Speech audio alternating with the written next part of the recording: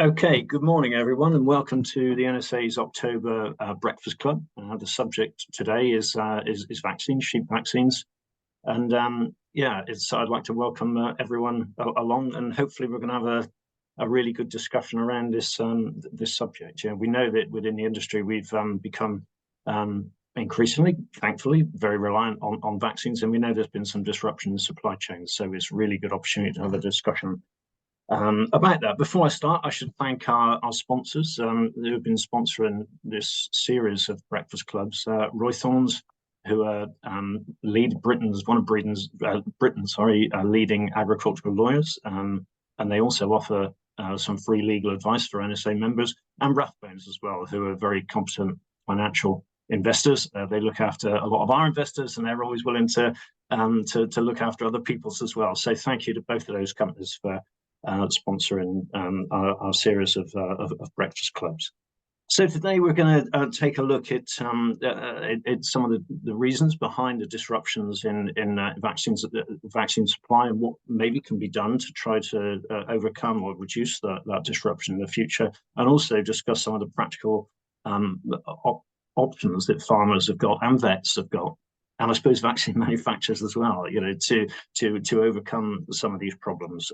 We've got some great speakers, as always. We've got Jonathan Statham, who is a vet and is also the chair of the Animal Health and Welfare Board for England. He works in a very strategic way, and he works politically and is well connected, and it's going to be great to hear from him. And we've also got Joe Henry. Joe is practicing vet up in Northumberland, the Black Sheep vet practice, and also recently elected president of the Sheep Vet Society as well. So welcome along, Joe. And then we've also got Sam Gayton and Kat Baxter-Smith from MSD. I need to say that there are other vaccine manufacturers other than MSD, but MSD would account for some, probably in excess of 80% of sheep vaccines. So it's good to have them to come along, and they can, I'm sure, give us a bit of an insight into why some of this disruption has taken place, and also what's being done to try to overcome it. Well, let me just start by saying that in life, health, both physical and mental health, I'd say, is probably the most important thing for us for success and happiness. That's the case in people, but it's also it's no different for sheep as well. Health is really important, and health leads to vitality, improves productivity, it reduces our environmental footprint. All the things that we want to do, health really helps us to achieve that, really. But we also know that for many reasons, really, sheep become ill, and vaccines have become really important in trying to keep sheep healthy. Not just keep healthy, but also reduce and make our use of other medicines, antibiotics in particular, really responsible. So vaccines have become really, really important. And at the NSA, we've been well aware for some time that this disruption has, there's two things, really. One is that we've been really aware that we and others have managed to get interest and uptake of vaccines up. So we've seen the use of vaccines up, but we've also been very aware that the disruption that we've seen in the supply chain could set us back a little bit, and the progress that we've seen, we certainly don't want to step back. Personally, I've spoken with VMD at the highest possible level and had a commitment that they're going to hold an industry-wide stakeholder meeting later this year, probably sometime in November, to bring all players together to have a discussion about what can be done. I believe that we've got to look at this strategically, and again, my view would be that vaccine production and availability should be seen as being of national strategic importance, both human vaccines and animal vaccines as well. And again, the things that I suppose our departure from Europe and what is going on globally, my view is that we need to take a really deep look at this to make sure that we secure our vaccine supplies in the future. At the NSA, we've written to Lord Benyon and to Mark Spencer about these issues, and also to Robert Goodwill, who's the chair of the EFRA Select Committee, and we've had some good responses back. So there is a high level of awareness of the challenges that we've got, I guess, in terms of vaccine availability. But we have made progress over the years, and within the sheep industry, vaccine doses sold to sheep farmers increased between 2012 and 2021 by 12%, which is a step in the right direction. In 2021, we understand that 36.7 million doses of vaccine were sold to sheep farmers. Again, in 2021, 63% of flocks were vaccinating for Clostridia, and 51% of flocks were vaccinating for Pasteurella. So, you know, we've still got further we can go. We need to go, but we've seen a reasonable increase. But that disruption is obviously going to affect that, and I'm really keen to make sure that as vaccine supplies come back on stream, we don't see farmers stepping back. You know, we continue down this road of protective health through vaccines. So that's enough from me as a bit of an introduction. I'm going to I'll pass over now to Jonathan, who I think has got a few slides to show, and then we'll take it from there. So we'll also allow, so please post questions in Q&A, and we'll keep an eye on those, and chat if you have to. Post questions in chat if you have to, and we'll leave some time for questions and discussion as we go through as well. So Jonathan, over to you. Thanks, Phil. And I think first of all, I just want to congratulate Joe on obviously his position, but just while I share this, can I just check that that's shared, Phil? Is that all right? It's just if I just shift over. That's good. Is that going full screen now? It's not on full screen actually. No, it has now. Yes, that's perfect. Is that okay? Great stuff. So, and I just do want to start also by just giving my thanks actually, and just a vote of thanks to Phil and NSA. I think you've been tireless in the work that you do for the industry, and I massively value both personally, but also in all the organisations that I work for in working with you. So I just want to pass that compliment on. I think it's massively important what you do as a group, and it's great to work alongside you.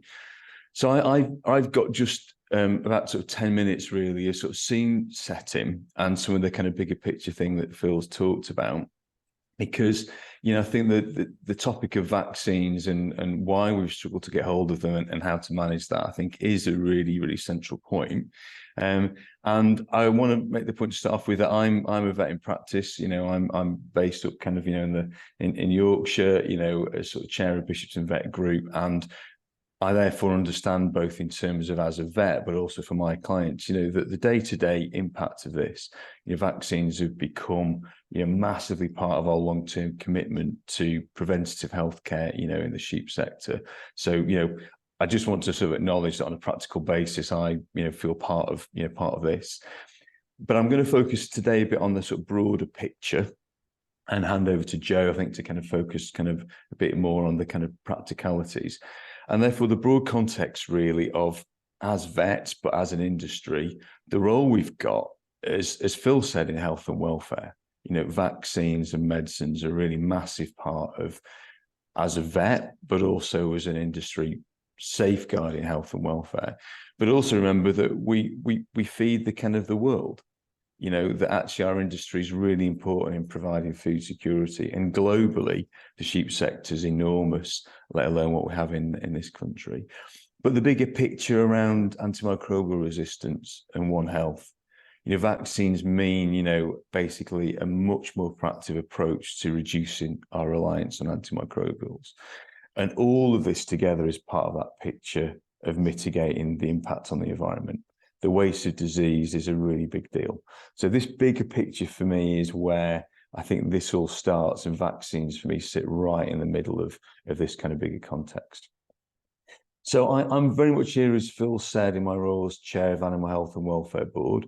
And although the board is an England organisation, you know, and agriculture, of course, is a devolved issue, you'll see, of course, that the board includes, you know, Christine Middlemas as CVO, and she obviously has a UK role. And we've got, you know, massive commitment to good communication with all the sort of 4 nations. I was in Northern Ireland a couple of weeks ago, and this is an issue that affects, you know, a UK-wide perspective. And again, as Phil described, you know, there's been lots of discussions at political level in trying to understand how we can bring lots of different groups together to actually look at solutions for things like vaccine supply and longer term, how we can go forward from here. So the board and the different portfolios here, give us an opportunity to engage with all the stakeholders involved, from the Veterinary Medicines Directorate, but also through all levels of government, and understanding that this affects everything from trade, through to obviously kind of, food to human health.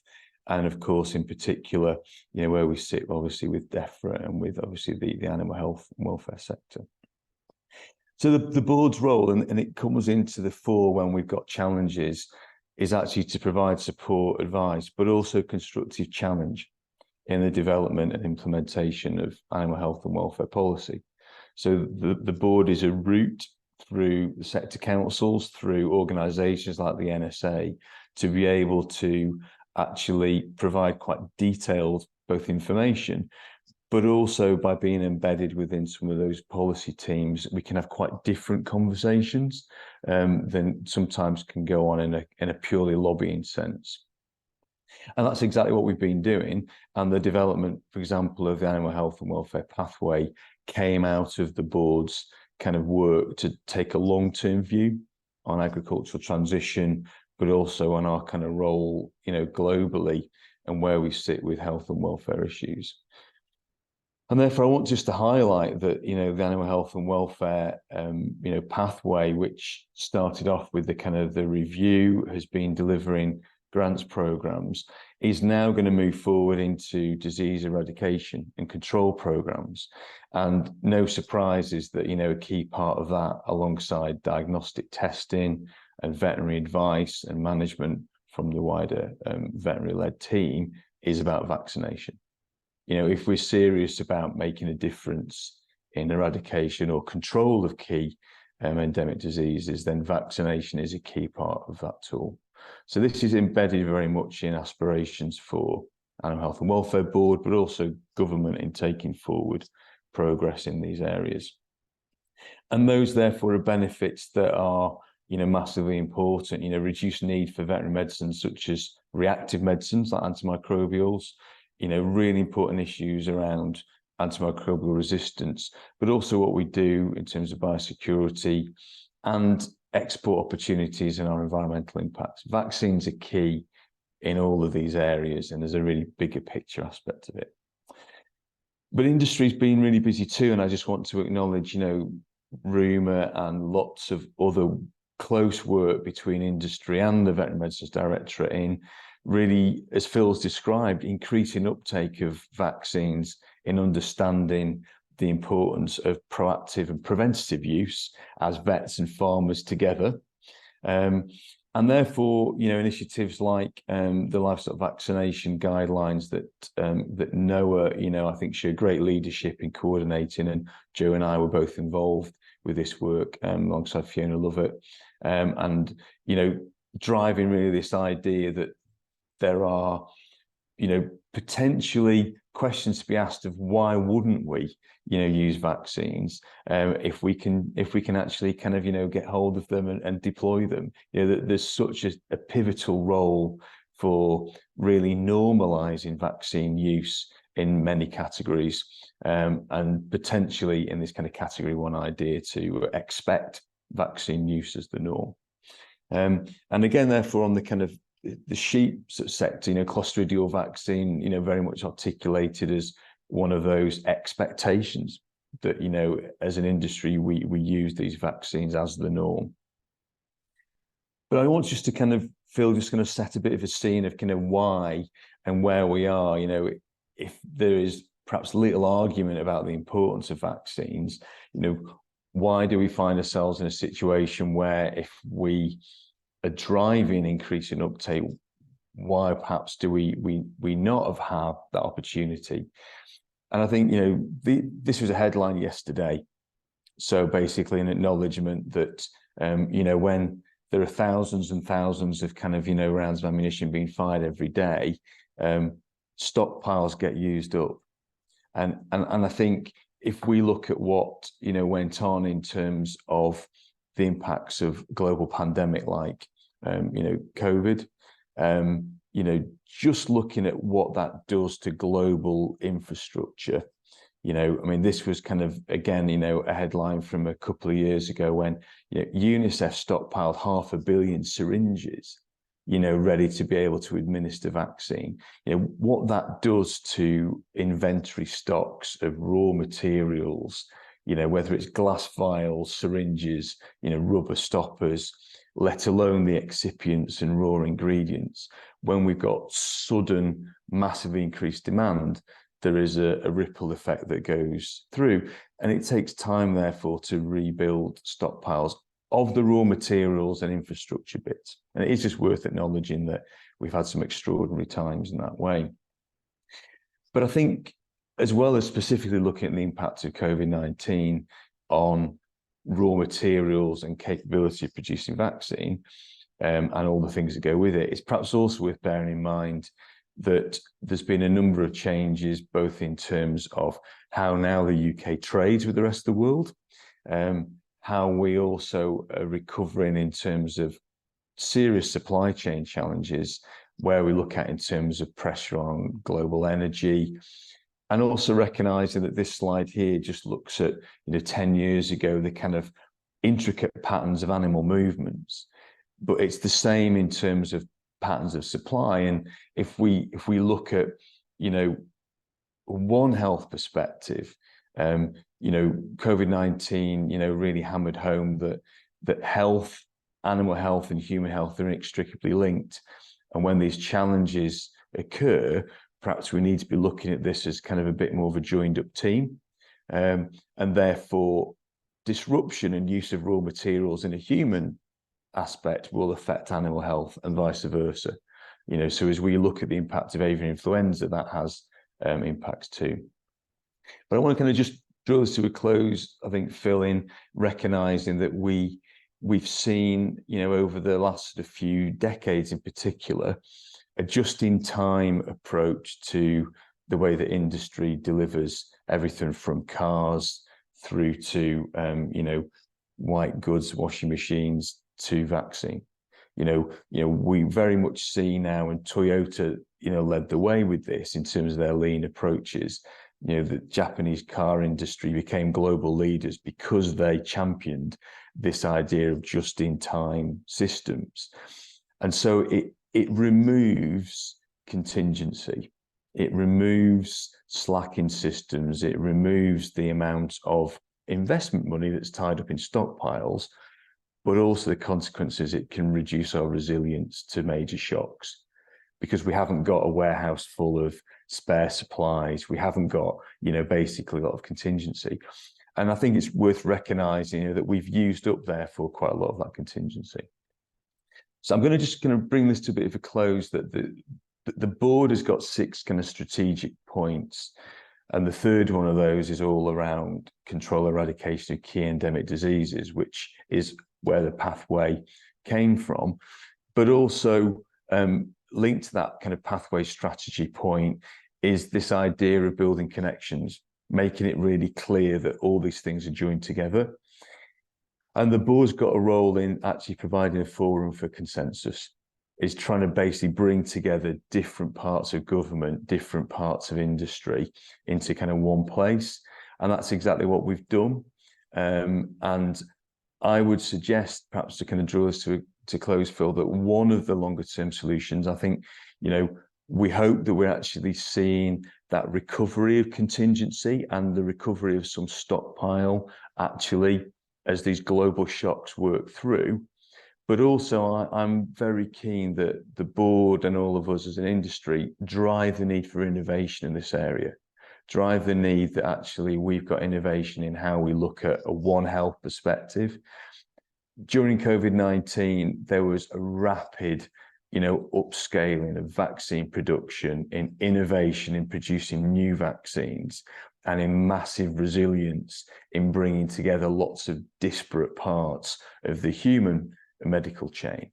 And I'm really keen that we see that extended to where we sit with animal health. So I'm going to draw it to a close there. And this is basically a view out of my window at home, by the way, just to show that I've got some sheep on my doorstep as well. So I'll leave it there, Phil, if that's okay, and hand it on. Yeah, that's great. Thanks, Jonathan. I'm sure lots of people are envious about you. It's beautiful. But that was a really good, thought-provoking presentation and a good scene set. So thanks very much. And yeah, I guess it's not just vaccine vaccines or medicines, is it really? But that balance between, the society has moved so far towards being ultra efficient and stripping costs out, and you give a little bit on the resilience, and you create risks, don't you, when there's disruption? And that's exactly what we've seen. We can't ignore the fact that we've had two major I suppose instances that have affected our resilience. One being COVID, which put a massive strain on vaccine production. I've been quite surprised at how connected the vaccine production is, both human and animal vaccine production. It is all connected, and we've only got so much capacity. And then, no one's mentioned the word Brexit. We're almost banned from talking about Brexit, aren't we? Really? But Brexit has undoubtedly created some disruption as well. And there's that tension between us being global players and also needing to or wanting to being right to work within our own boundaries as well. So getting over all those disruptions is going to be is the challenge that we've got to overcome, I guess. Thanks, Jonathan. That was great. So, Joe, over to you, really, from a practicing vet's perspective in terms of how it's impacted you, and again, what farmers can do, to try to overcome some of these problems. Joe. Great. Well, thanks very much. Thanks, Jonathan. In fact, just like to reiterate thanks to both Phil and Jonathan in their various roles. I sometimes wonder if they both clone themselves, because they seem to be popping up all over in different things. It wonders what I do with my time. But yeah, no, they both do a tremendous amount of good work, so that's good.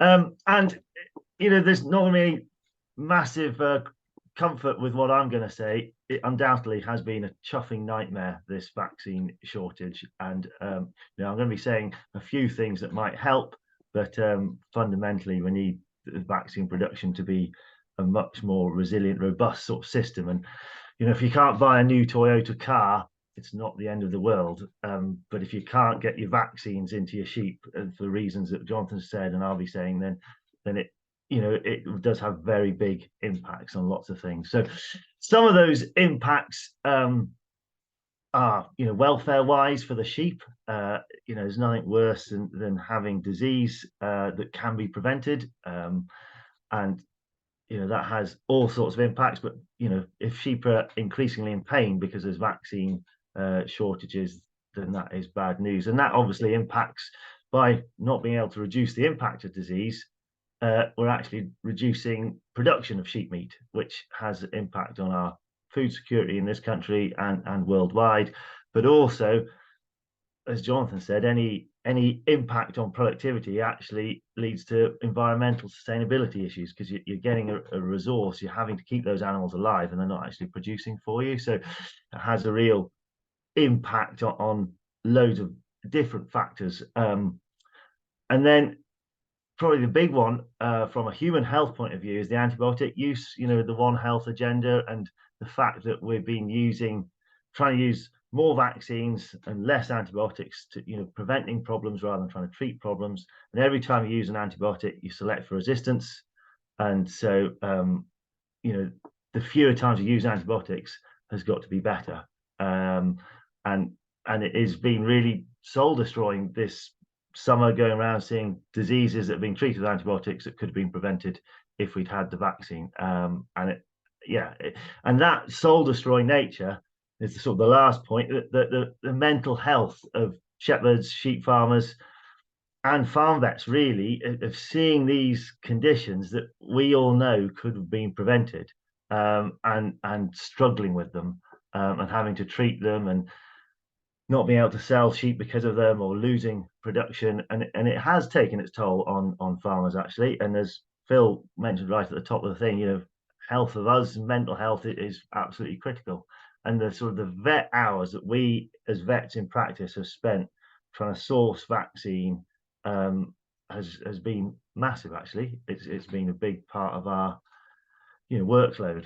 And so bringing on from the fact that we're wanting to use vaccines to prevent disease, and Jonathan talked about it with the NOAA guidelines, which introduced this concept of the default position is there's some vaccines that we should be using in sheep, unless there's special requirement why you after discussing with your vet decide that that's not appropriate.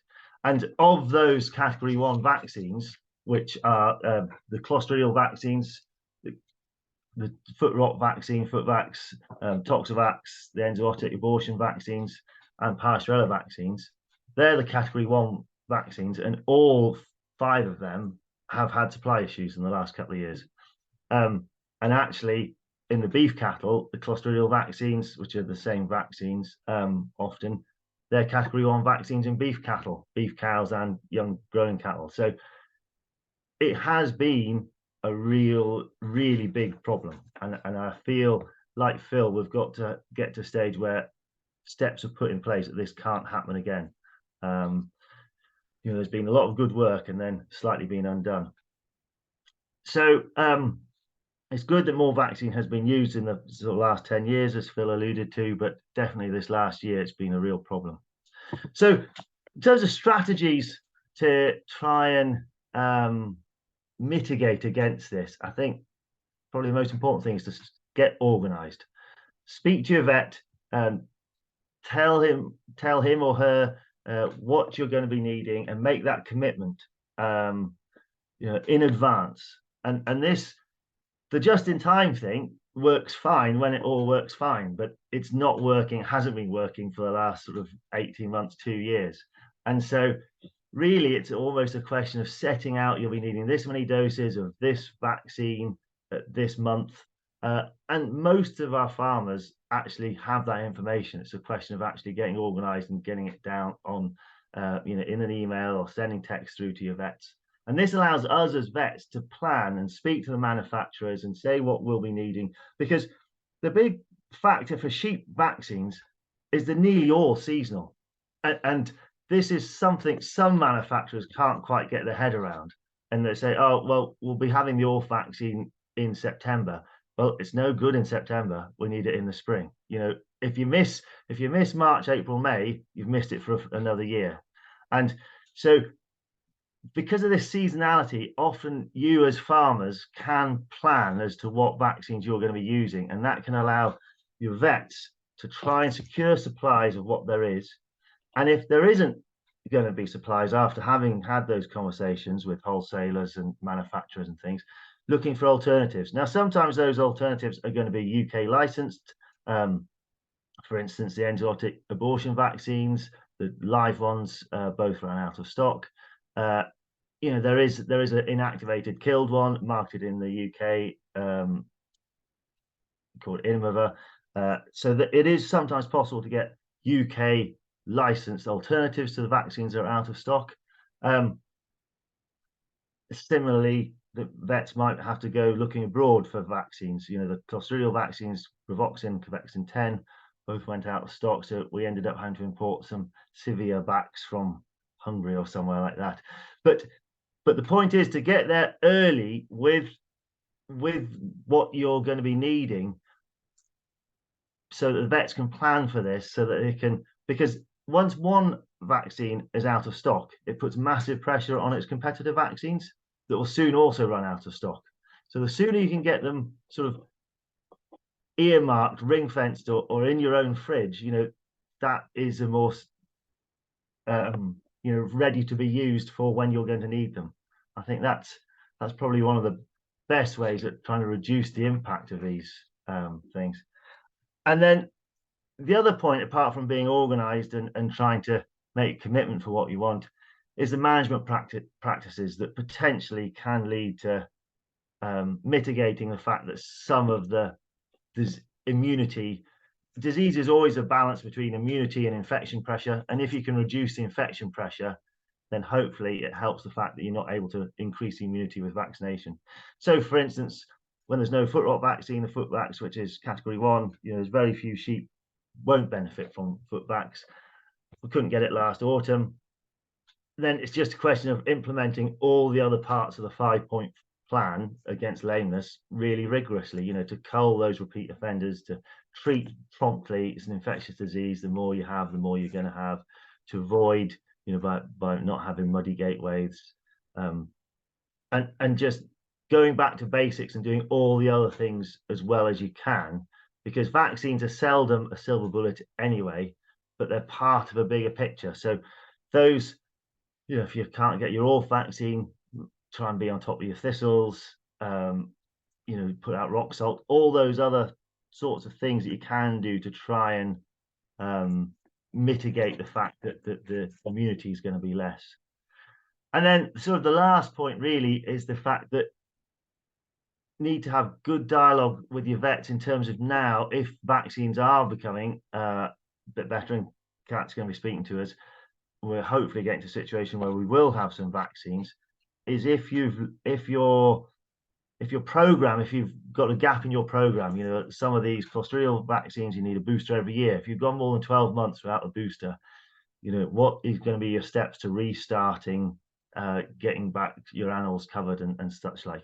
And these are all conversations to have with your vet. And it might be you have it at your strategic review. You know, it might be one of the things you talk about in your welfare, animal health and welfare pathway review. It's certainly something we've been discussing with clients. But, you know, it's been a big issue.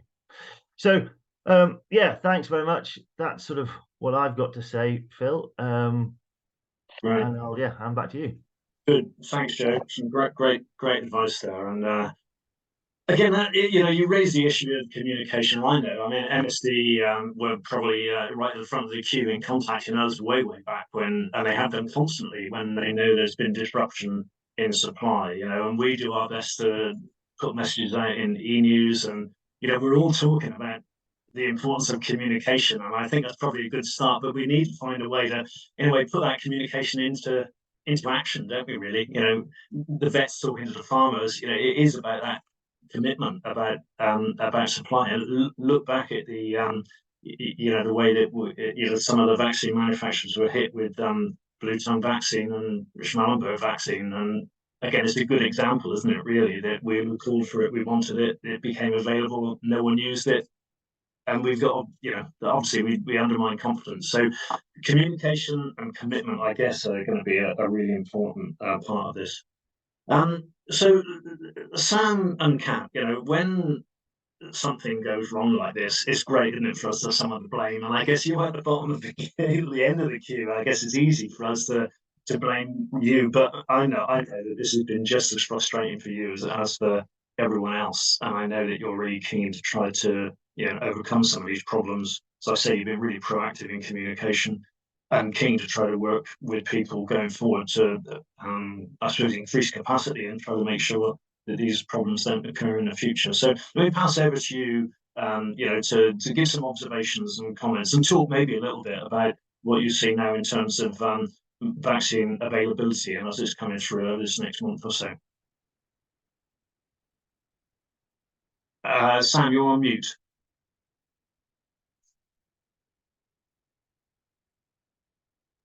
Sorry, that's better. I'm back on now. Yeah, no, thank you, Phil. And maybe Kat, if I go first, and then you can pick up. So, you know, good morning, everybody. Sam Gayton. So I'm the business unit director for MSD Animal Health. And Phil, thank you for the invitation to join this. I would say at the start, you know, it's been really good working with Phil and the NSA, having these conversations, you know, about the situation that we face. And I think by having these kind of discussions, hopefully we can help the situation.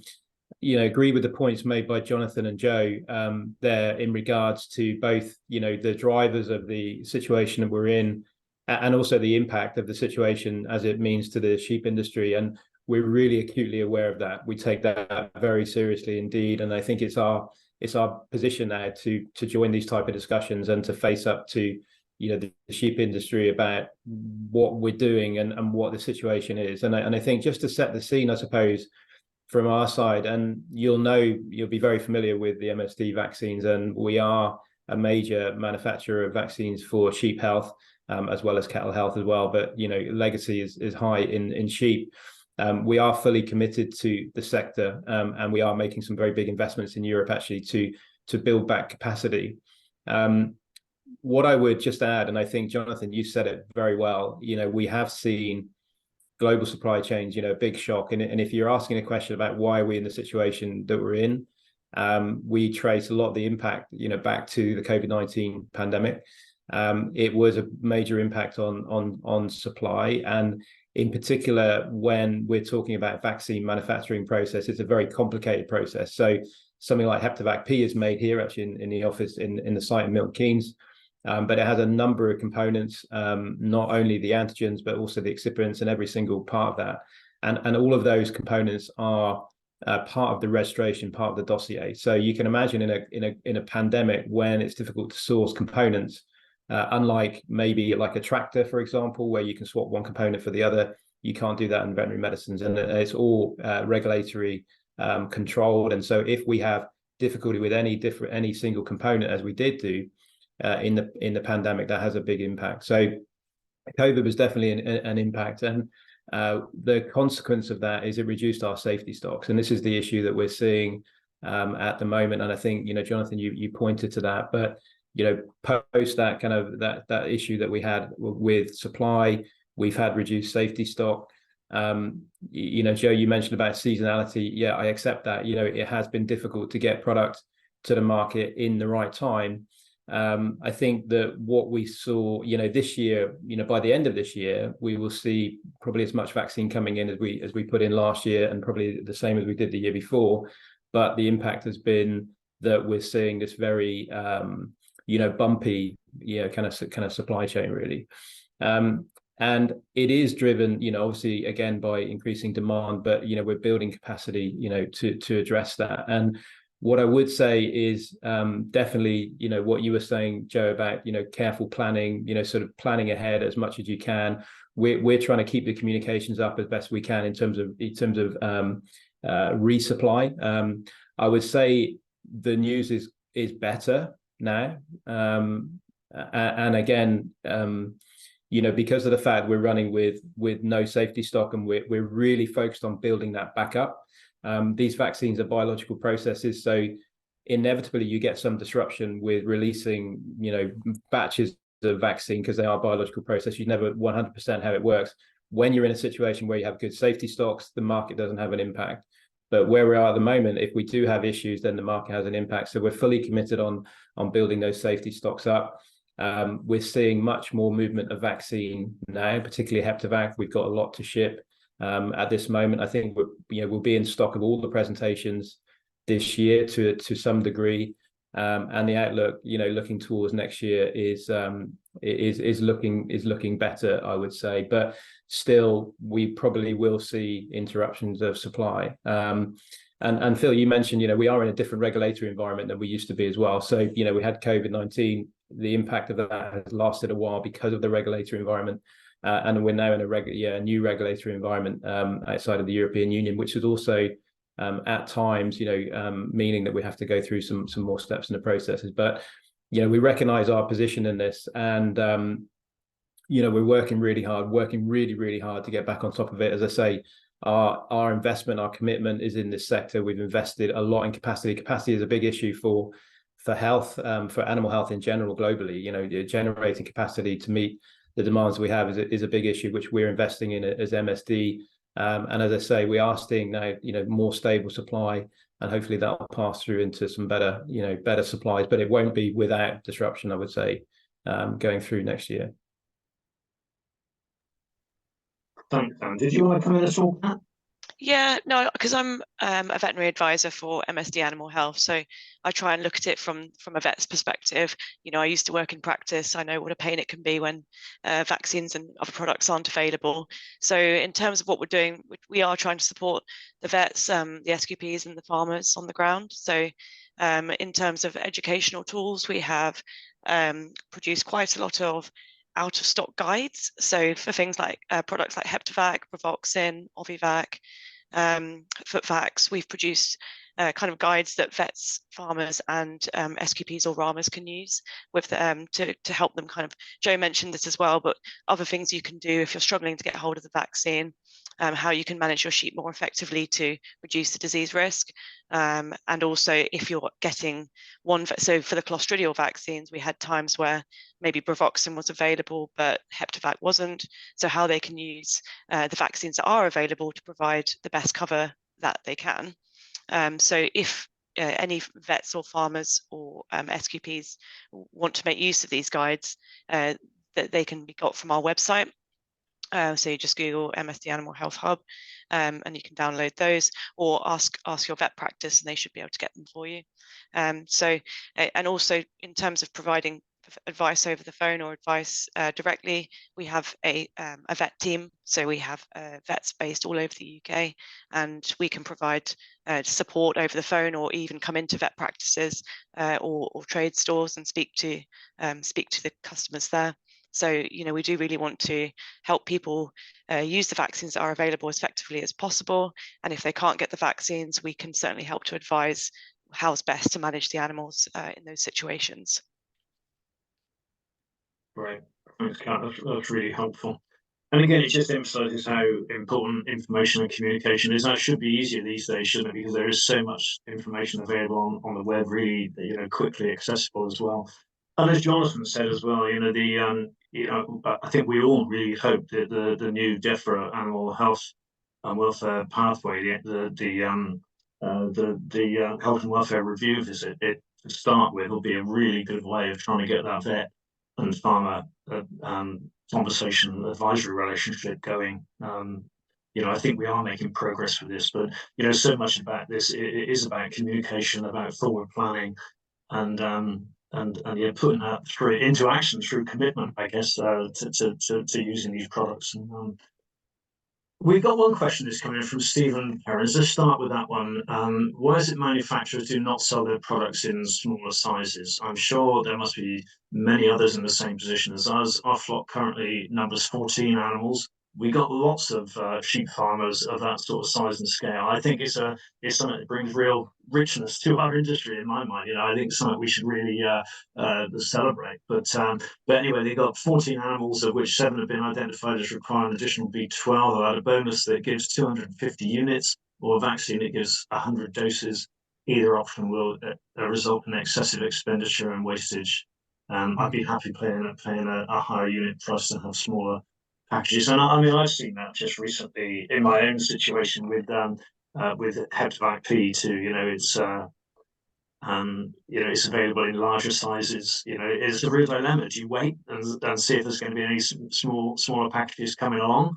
Do you risk buying enough and keeping it in the fridge and trying to keep it as sterile as you can so you can use it for the booster dose in 6 weeks' time? You know, there's some real question marks over that. You know, but that's in a way that it forces you to make that sort of choice, really. So again, you know, what can be done? And there must be a cost, I guess, with smaller pack sizes. Yeah, maybe that's one we can pick up that one first, maybe. But there is a cost to smaller pack sizes, but that's sort of not in our consideration at all. I mean, it's linked to the same issue, really. If you take Hepativac, Phil, you know, the fact that we did have an impact, you know, with the pandemic, we're not fully through that. We don't have safety stock. We're trying to produce as many doses and get those doses back to the marketplace as quickly as we possibly can. We don't necessarily always know which batches. The batches are made and they're packed and they're earmarked for a certain vial size at the batch stage. We don't always know, you know, what batches we're going to be able to get through production, or even which vial size they're going to be, you know, released onto the marketplace, because that's kind of part of the biological system. But you know, I suppose we prioritize the bigger packs because we're looking to get as many doses back into the marketplace as we possibly can. We are fully committed to all the pack sizes, and we recognize the smaller flocks and need those vaccines. And actually, you know, if we're not having all of the vaccine sizes available, then we're increasing wastage as well, which is, again, not a good issue. With Hepativac, I think there's some good news. Is we've just released a 50 ml batch, so that will be coming into the market very shortly. Even though that's going to be, again, a little bit limited in supply. One of the things actually I didn't mention earlier on is that we are allocating every batch that comes onto the market at the moment. So we know by previous sales history what the purchase of vaccine be. We're really careful about making sure whenever we release vaccine onto the marketplace now, we're doing so in a controlled way, proportionate to previous sales history. That's really important. So I think we're committed to the vial sizes. We see, you know, we have got a 50 ml batch release now, but it's really linked to the same issue. And I think one of the things you probably will continue to see into next year is times when we don't have product, for a certain vial, but we're working really hard to maximize that. And when we get back to safety stock, we'll be in a much greater supply across all the vial sizes. Great, thank you. Joe, I think you were looking to come in. Yeah, I was just going to say, we as vets can broach medicine bottles, and so we have small holder, sort of almost rounds of vaccine and things. So we might try and, I mean, it is a logistical nightmare trying to get 4 different sets of small holders all to vaccinate their sheep on a certain morning, and take what the one bottle Hep P around. On the B12 side of things, there are injectable B12s that you can buy, that you can reuse, or your vets should be able to get your syringe full for your 7 that need it. Obviously they will need it repeatedly, on a monthly sort of basis, but yeah, that is one. Speak to your vets, but as Phil and everyone's been saying, communication is important. Again, this may be a naive question, but is there nothing that could be done with package design that would allow you to take, I don't know, 50% out of a bottle without any air getting back in, without any release, without any damage or danger to the product that you want to continue to store? Is that beyond the wit of man? I'm sure it's not beyond. I mean, it's sort of innovation in packaging is an important area, and I think innovation in the way which we deliver vaccines into animals is an important area. I mean, anybody following sort of MSD product ranges know that in other species we've got some very innovative way of getting vaccines into animals. So yeah, we're continuing to look at that. As I say, the difference in vaccine manufacture and pharmaceutical manufacture is that every part of the product, if you think about a product, is the antigen, the vaccine, the vial, the label, the box, the package insert, all of that is part of our dossier and part of our registration. So to change any of that requires a registration process, and requires us potentially to do, for example, Phil, if we did what you were talking about, having half a vial or something like that, that would require stability, that would require a lot of data to prove that. So I think we're always thinking about that. But obviously our focus at the moment is getting back to stable supply, getting that product released. If there are ideas about what we would like to have in terms of packaging going forward, I think we would look at that. But obviously that does take time from a process point of view, and it's not something that we can do without going through the regulatory process. And Jonathan, just to bring you in on that one, I mean, and maybe you were going to come in anyway, but that whole the registration process and the role of VMD, and everyone wants to try and lighten this load. We've got to obviously put the right precautions in place, but yeah. Thanks, Lee. I was going to come in because I sort of put that slide up about innovation, because I think, there is an opportunity, I think, as we look from a One Health perspective.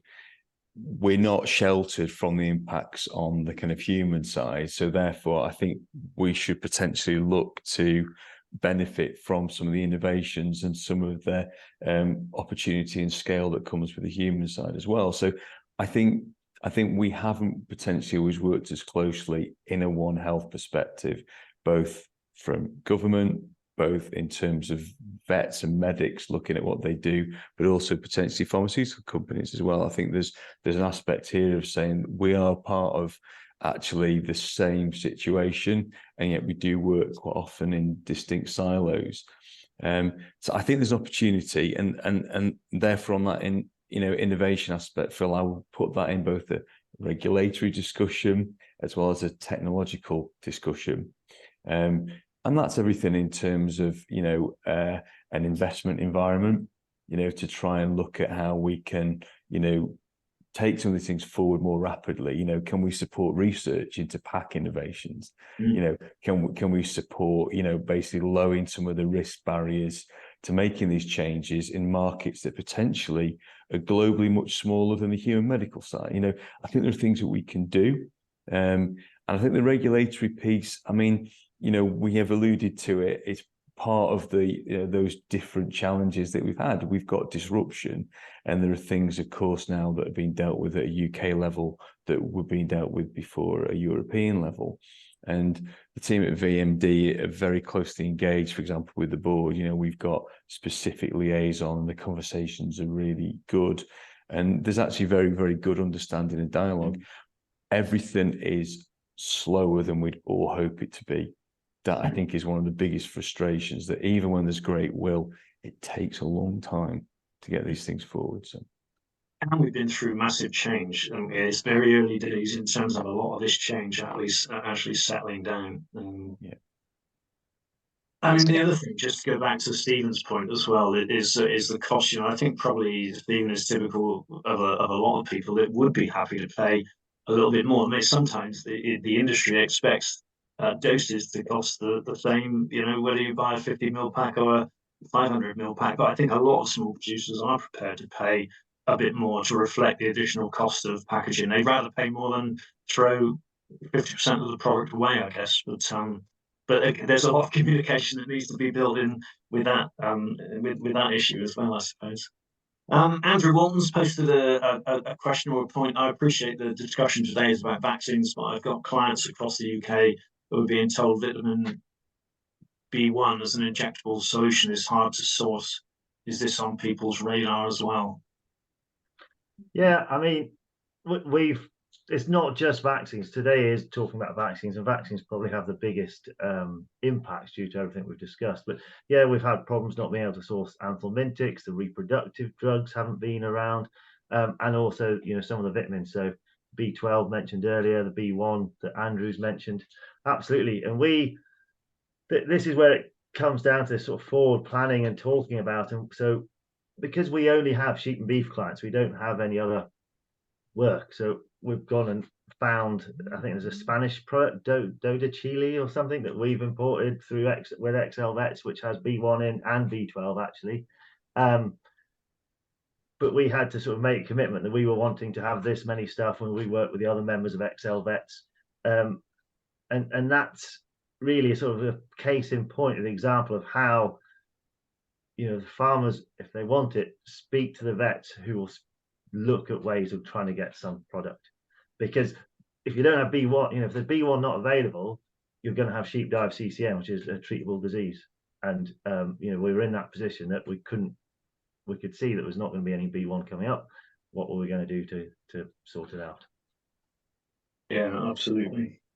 And there was also there was a couple of really interesting presentations at the SVS conference last week about new vaccines coming through. Homunculus vaccine would be one. There's been a lot of talk about the development of a new Laucanel vaccine as well. So again, the question really is, you know, as these things come through, how can we be more strategic in terms of enabling them to come to market, and also making sure that our capacity to produce vaccines is increasing with vaccine availability? I mean, we didn't have a COVID vaccine, did we, 4 years ago? We suddenly needed one, and I suppose that's trodden on the toes of a lot of other vaccine production. But the more vaccines that become available and the greater level of uptake, surely we've got to increase our vaccine production capacity. Phil, can I come in on that? I mean, I think as you say that, you know, as Joe says, I mean, this is kind of a wide, you know, challenge of supply of lots and lots of things that are really important for health and welfare, let alone economically, food security, you know, the environment. I think that that sort of question around, you know, new, you know, sort of vaccines and technologies coming to the market. One of the big challenges is actually good information. To look at the risks of, whether it's as a farmer wanting to kind of invest in products, as a veterinary practice trying to coordinate, as Joe's described, you know, basically purchases and stocks, and as a manufacturer, you know, looking at developing products and compiling and dossing, having costs. One of the really big challenges is lack of good information. You know, understanding, you know, where we really sit, for example, with, you know, the worm burden and anthelmintic resistance. Having big levels of unknowns makes it much more difficult to understand what uptake is going to be, and much more difficult to actually manage also the future development of stuff. So I think hopefully one of the opportunities with things like the pathway and similar initiatives elsewhere, that we can actually get information about what's really happening on the ground, you know, flock-wise, and match, you know, needs to basically what's going on. Because at the moment, it's very challenging to understand what the national picture is in certain areas. And I'd be interested in your views on this as well, because I think I think we draw some comfort from the fact that we are seeing animal health as being recognised as being more important, both at a farm level and at a government level as well. You know, I think there's a lot more attention on animal health, and when you think about the efforts that have been put into the industry, for instance, in terms of improving our carcass shape and meat yields, you know, I sometimes think if the same amount of effort had gone in for such a long period to improving the health of our flock, we'd be in a better place. I'm not saying that we shouldn't be doing that investment in carcass size, shape, meat yield. Absolutely, we should. But you know, I think that personally, I think we can draw some comfort to the fact that animal health is being seen as more important now, is being recognised, and there is a bit more investment going in at government level, recognising that this is a really important area to focus on. Am I right? Am I being naive, or am I right? I mean, just to come back on it really quickly. I mean, obviously, there's enormous pressures on industry. You know, Joe talked about, you know, mental health, physical health, economic pressures. You know, they are very real. So I think, you know, we don't want to, you know, for a second step away from, you know, from how that sits. But Phil, I think you were right. You know, for the first time in a couple of generations, there's taxpayers' money that are focused on health in terms of endemic health. That is really new. And the opportunity for, I think, a really positive endemic disease program coming out of the pathway, you know, in this kind of next phase of time is an opportunity to basically really pick up the pace on that and us all come together. So I think there are opportunities despite all the background pressures. It is getting taken seriously. Yeah, absolutely. And that investment in health as well is a way that we can improve our productivity and our profitability as well, without being pushed to change our farming system, our sheep farming system, because you know, good reason, very good reason, socially, environmentally, economically, why our sheep farming system runs the way it is. And I think anything that we can do to, in a way, fine tune that current system without putting pressure on the system itself has got to be a good thing. And health, disease, parasite management has got to be a key part of that, I think. Yeah, and just as you're saying about the potential new Laupinil vaccine, essentially it's the same. It's needing a commitment that people will be buying it for their sheep. You know, manufacturers don't make drugs for fun. They do it to be able to sell them, and they make a profit on that, to reinvest into research, to produce new products, etc., etc. If they're not going to have that commitment that is actually going to sell the product, why would they spend the money developing the product? And you know, like the blue tongue, you know, years ago, and to a certain extent, COVID vaccine now, there are people that say, well, I don't believe it, I'm not going to use that or whatever. But actually, it has got us out of a huge hole. You know, without vaccine, we would be snookered. So I think that's where that commitment to what you'll be needing when, and to be pass that on up the food chain to the actual manufacturers, that's what they would like to know. And it's, as Jonathan said, that information, it's sometimes tricky to get a hold of and pass up, actually. Yeah, absolutely. Okay, brilliant. Well, look, it's just coming up to 9:30. We've had an hour. We've not got loads of questions flooding in. I don't think we should worry about that. I think we've had a really good discussion, and to me, this is all part of a much bigger and longer term debate. So, you know, I think it's helped to contribute to that. And I'd like to thank everyone, Jonathan, Joe, Kat, and Sam as well, for giving your time this morning to what I think has been a really interesting morning. And yeah, the conversation will continue, I've no doubt, which is a good thing. But thank you very much, and thanks to everyone for joining us as well. And have a good day. Thank you. Thanks, Phil. Thank you. Thank you. Thank you. Bye bye. Thanks all.